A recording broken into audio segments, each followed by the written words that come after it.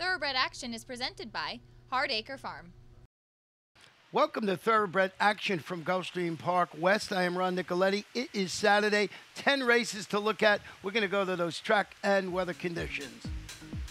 The main track listed is sloppy. All races taken off the turf this afternoon. The first race, originally scheduled for a mile on the grass, to be run on the sloppy main track. These are claimers 3-year-olds and upward, which have never won 2 races. Scratch the 3, Famous Fact, and the 5, Dudes Sceptor. And they're off. Fueled by drama, step slow to begin.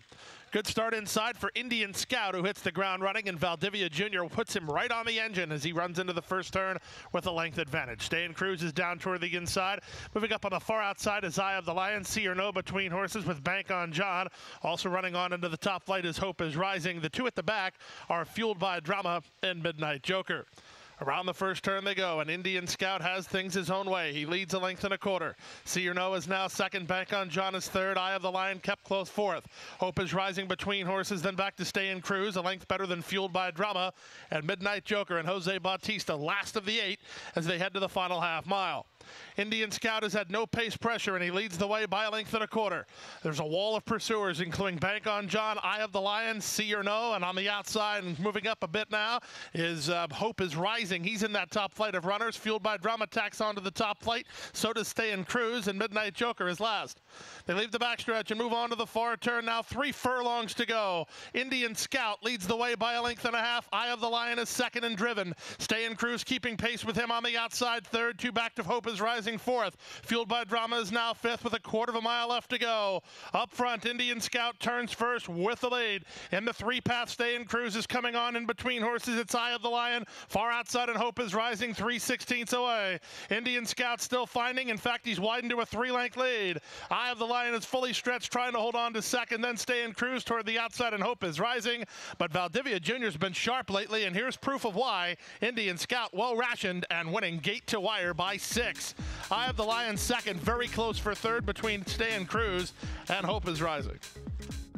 Number 2, Indian Scout uses his speed to win the opener for IAB Stables, trained by Tammy Levy, and ridden to victory today by Jose Valdivia Jr. That horse paid $5.60 to win.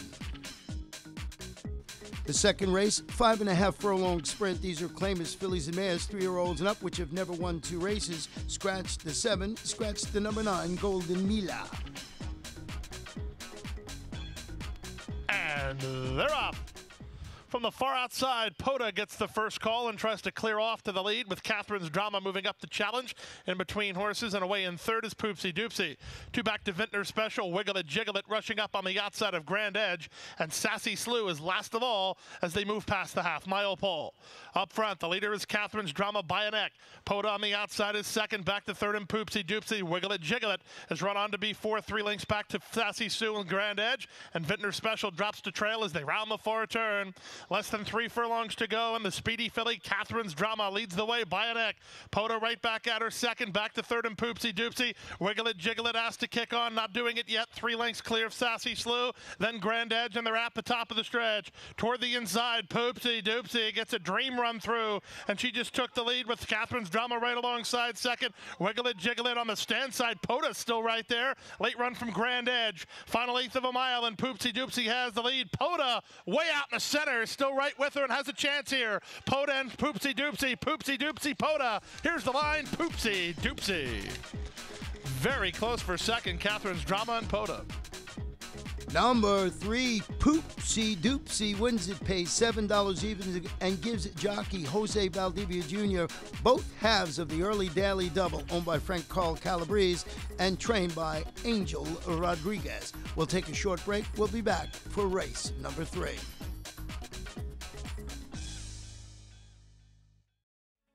The Pegasus World Cup Invitational is January 27th at Gulfstream Park, and that weekend we have something new, the Pegasus World Cup Betting Championship. I'm lucky to be joined enough by 2 guys who will be playing in this tournament, including Ray Arsenault, defending NEC champion.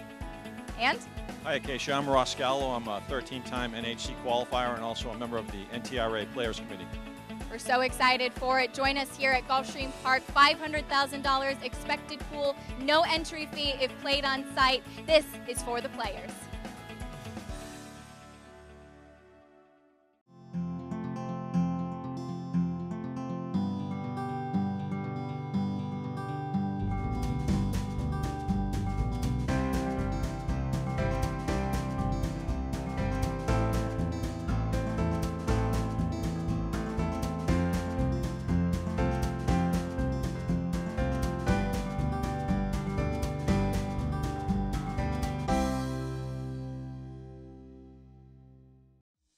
Welcome back. The third race, originally scheduled to be run a mile on the turf, to be run on the main track. Claimers, fillies and mares, 3-year-olds and up. Scratch the 5, scratch the 6, California Cotton, and the 7, Bleeding Heart. And they're up. Admiral's Win gets the first call. Palango has speed, shooting through to challenge and take over as Classic Charlotte. Classic Charlotte has inside position and a narrow lead. Admiral's Win won't let her get far, racing in second. On the outside, and Palango a joint third with He Wears the Crown. Down inside, that's What to Expect. Passionate Girl moves up and by her. Entire field separated by 4.5 lengths as they run around that first turn. Loose up top, Classic Charlotte and Daryl Holland by a length and a half. Admiral's Win is second. Palango kept in the clear third. He Wears the Crown is fourth. Passionate Girl is fifth. And 2.5 to What to Expect, who trails the field under Juan Carlos Diaz. 6 lengths off the lead of Classic Charlotte. 5 furlongs to run in the race, and Classic Charlotte leads by a length and a quarter. Admiral's Win and Jose Bautista racing in second. Panici and Palango on the outside third. Back to fourth, He Wears the Crown, followed by Passionate Girl. And it's only a length and a half to What to Expect, who tries to uncoil a rally from the back of the field as they take on the leader. Into the far turn, Admiral's Win just took over from Classic Charlotte. Palango moves with her on the outside at the 3 furlong point. He Wears the Crown has a shot, so does Passionate Girl. And trying to run on is What to Expect with 5/16 to go. Palango tried to get to Admiral's Win, but she moved away again to lead it by 2.5. Racing into second, He Wears the Crown. Palango has been defeated. Trying to run on is What to Expect and Passionate Girl, and they're at the top of the stretch. With the lead now, it's still Admiral's Win by 2.5. Into the clear, He Wears the Crown, tries to get to her. Far outside, What to Expect. Back for more inside is Palango with 1/8 of a mile to go. Admiral's Win has bid this field a pleasant Saturday good afternoon. It's Admiral's Win pouring it on under Jose Bautista. Admiral's Win is a much the best winner. She won it by 5 in the end. Second was He Wears the Crown. Palango was third. What to Expect finished fourth. Number 4, much the best, cruises in the spot. That's Admiral's Win, wins it for Santa Cruz Ranch, pays $8.40 even, owned by Juan Rizzo, ridden to victory today by Jose Bautista. The fourth race, a 7 furlong sprint. These are claimers, 3-year-olds and upward. Scratch the 6, fills the first Factum, and scratch the number 9, Sandbrook Edge. And they're off. From the outside, Donegal Hall was away well, and he'll look to cross over, but Fifth Avenue Flash has other ideas and races into second. Away racing in third is Sir Sparky. Then down inside, it's In My Father's Image. Alongside him goes Banco Dinero. Then back to Life's Reward, and at the back of the field is Starship Apache as they run out of the chute. Fifth Avenue Flash has a narrow lead. Donegal Hall on the outside second. These two have gone quickly at the opening quarter mark. They've opened 4 on Sir Sparky, who's racing in third. In My Father's Image is fourth, followed by Banco Dinero, and then Life's Reward. Starship Apache's at the back of the field as the back markers hope the front two do too much too soon inside half a mile from home. Fifth Avenue Flash on the inside. Donegal Hall draws up alongside, and these two have just gone further ahead of the rest. They've opened 7 now on In My Father's Image, who's third. Sir Sparky is fourth. Starship Apache is fifth, and Life's Reward and Banco Dinero is last as they round the far turn. Less than 5/16 to go. Donegal Hall has a head in front. Fifth Avenue Flash boxing on second. 7 lengths clear of the rest, and they're at the top of the stretch. Donegal Hall drifted a bit wide off the corner. That lets Fifth Avenue Flash back into it, and now the rest of the field starts to gain ground toward the inside and Sir Sparky. Late run from Banco Dinero, but Donegal Hall now re-breaks a bit. He leads it by 2. In My Father's Image toward the inside with Sir Sparky, but they come to the finish, and Nicky Figueroa and Donegal Hall have the lead. Donegal Hall in front. It's going to be Sir Sparky who outruns In My Father's Image for second. Running on fourth was Life's Reward. Number 8, Donegal Hall, game in the stretch, gets past, but fights back to win it for Patrick McCondy's owner and trainer, ridden by Nicky Figueroa, and that horse pays $6.80 to win. The fifth race, originally scheduled for 7.5 furlongs on the turf, now to be run on the main track at 7 furlongs. Maiden claimers, fillies and mares, 3 and up. Scratch the 3, leaving Dixie. The 6, hostile but awesome. Please note the jockey on the 2 is Harold Hernandez. And they're off. On the outside, Yono Fue gets the first call. United Song moves to be second. Anthony Lass is out of the way racing in third. 2 back to Quack Quack in fourth. Then This Dude's a Lady. Moving at the inside is Distinct Espresso. And Spunzig will exit the chute last of all as they may run onto the main course. Now taking over the lead is Yono Fue, 3 parts of a length. Anthony Last is there second. Quack Quack is now third. From fourth and outside, United Song Spunzig. Knifes between horses. She's moved up 3 spots already, with This Dude's a Lady now shuffled to second last. And Distinct Espresso was last of all, separated by 5 lengths in the run past the half-mile pole. Up front, the leader, Yono Fue, by a neck. Here's Spunzig on a roll, and Spunzig now takes on the leader. Away racing third is United Song. This Dude's a Lady is underway for Alvarado Jr. She's now into a joint third. 2 back to Anthony Last, then comes Quack Quack, and Distinct Espresso is not a factor as Spunzig goes on to take the lead. 5/16 away, Spunzig sharp with a 2-length margin over second running. Yono Fue up on the outside. This Dude's a Lady now takes over second. She has 2 lengths and a quarter of a mile to get by Spunzig. Top of the lane, Spunzig off the turn with the lead. This Dude's a Lady is second. She ducks to the inside of the leader. Down the outside in United Song with Yono Fue. 1/8 of a mile left, and Spunzig still has the lead. This Dude's a Lady continues to charge hard. United Song is third. We're down to 2. This Dude's a Lady and Spunzig. Spunzig wanders, but she still has the lead. This Dude's a Lady rallies now, and This Dude's a Lady will win it. Spunzig was second, third was United Song, and fourth Yono Fue. Number 5, This Dude's a Lady closes to win it for Garth Bodkin and Kerry Reynolds, trained by Jennifer Quillones and ridden to victory today by Roberto Alvarado Jr. We'll take a short break. When we come back, we'll have race number 6.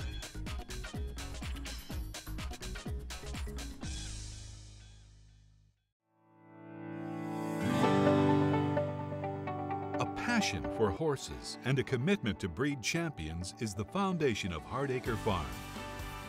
Founded in 1999 by Amy Tarrant, owner, breeder, and trainer, Hardacre Farm, now based in Ocala, continues its tradition of success. From the Breeders' Cup to Gulfstream Park, Hardacre Farm, from the breeding shed to the racetrack, in pursuit of producing the best.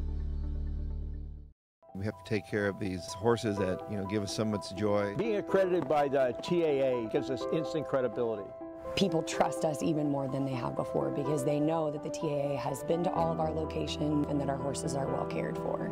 I mean, this farm wouldn't look the way it is, these horses wouldn't look the way they are if it wasn't for the generosity and the hard work of the Thoroughbred Aftercare Alliance. They've united our whole industry in terms of the aftercare movement. We're all working together for the same purpose. Welcome back. The 6th race, a 7-furlong sprint. These are claimers 3-year-olds and upward. One scratch in here. Number 8, Clearly a Demon. And they're up. From the outside, Sabrina was away well, moving between horses. Tranquil Warrior also away in the top flight is Charlie Atlas, and here's Charlie Atlas to try to challenge Sabrina for the lead. From behind the speed, and now fourth is Red Cotton, who moves up with about 2.5 lengths on the leader. Then it's back between horses to Hail to Victory and Annie's Big Boy. Annie's Big Boy's 3 lengths behind. Outside and tugging a bit is Lemon Royal. He's in the top flight as the pace looks to be ordinary. Then back to Cyber Josh toward the inside and Leverkusen. Horse Spotter Carl 3 wide, 2.5 in front of Bully Winkle, and the trailer is Adagio. Jockey Edgar Zayas and Charlie Atlas lead past the half-mile, and they open 2 on Sabrina, who's back to second. Tranquil Warrior is a joint third. Moving up is Lemon Royal. He's now third. Horse Spotter Carl's into 5th. Then back to Annie's Big Boy toward the inside, and Red Cotton working ahead of Hail to Victory. Leverkusen tries to get underway from the back of the field as they round the far turn. 5/16 to go. Charlie Atlas strictly the one to beat from there. He leads 3 parts of a length. Lemon Royal is there second, 2.5 lengths back to Sabrina. He's retreating third. Leverkusen weaving through traffic. And then down at the inside, a late run from Adagio. They're at the top of the stretch. Charlie Atlas strong up front. Charlie Atlas by 4 lengths. On the outside, Lemon Royal tries to narrow the gap second. Late run from Leverkusen down at the inside, and Bully Winkle to the wire. Charlie Atlas is an easy winner. Charlie Atlas aggressively handled, and that's a good move as he won it, wrapped up in the end by 4 lengths. Second was Lemon Royal, third was Leverkusen, and fourth was Bully Winkle. Number 9, Charlie Atlas uses his speed to win. It pays $13.20 to win.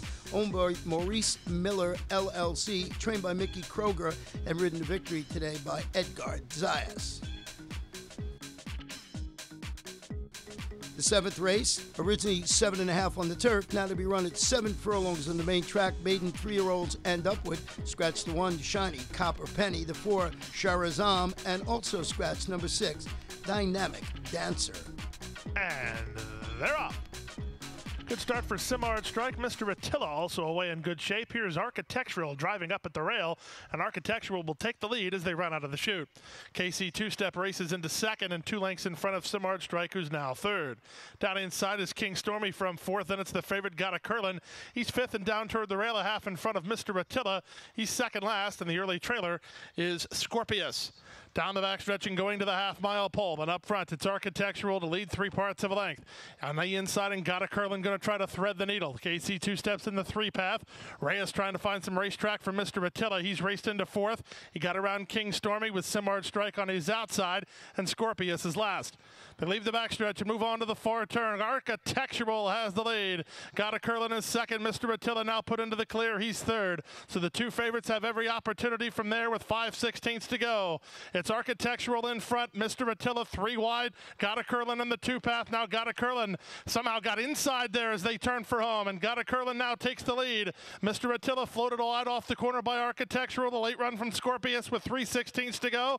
It's Gotta Curlin with Mr. Attila driving on the outside. 4 back to the outside, and Scorpius from third. Final 1/8 of a mile. Gotta Curlin pleading for the wire on the outside, and Mr. Attila taking a final surge at him. Gotta Curlin has the lead. Mr. Attila is only second best to Gotta Curlin. Mr. Attila's second, Scorpius third. Number 7, Gotta Curlin, slips through on the inside and gives jockey Ed Garzias his second victory in a row.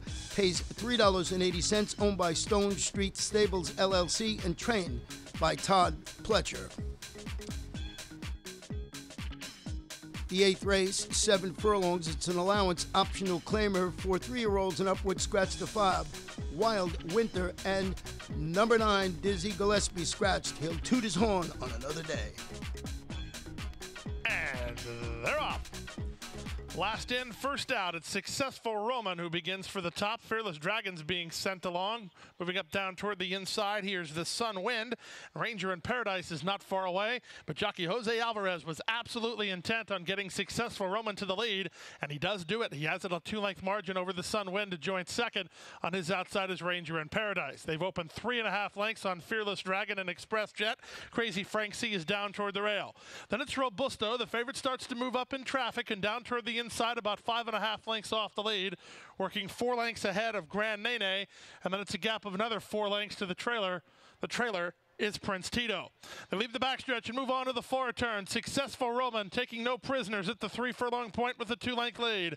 Ranger in Paradise is second. Crazy Frank C throws his hat into the ring for an upset possibility. He's into third. Express Jet on the outside is now fourth, and back to Robusto. Fearless Dragon is about 6 lengths off the lead with a 1/4 of a mile left to go. Here's Ranger in Paradise to take a shot at Successful Roman. Robusto's just behind him, wide on the outside, but coming on Fearless Dragon and Express Jet. 3/16 to go. Successful Roman in front. Ranger in Paradise takes another run at him. Fearless Dragon launches an attack, and Robusto's on the outside. Here's Fearless Dragon, shifting ground but shaking over the lead. A flying late run from Prince Tito, but he's out of time. Fearless Dragon will win it. Prince Tito gets second ahead of third Ranger in Paradise, and then fourth was Robusto. Number 7, Fearless Dragon, closes to win it for trainer Safi Joseph Jr., ridden by Abby Medina. That horse pays $10.80 to win. We're going to take a break. When we come back, we'll have race number 9 and the first half of the late Daily Double. I'm Javier Castellano. I am Joel Rosario. I'm John Velasquez. For the first time ever, the Clásico del Caribe will be at Gulfstream Park. Entertainment, special events, and the best horses from Latin America and the Caribbean. Right here in South Florida. Right here in South Florida. It's a thriller, it's a popular, it's an international. The Clásico del Caribe is coming to Gulfstream Park. The Clásico del Caribe is coming to Gulfstream Park on December 9th. I'll be there. Will you?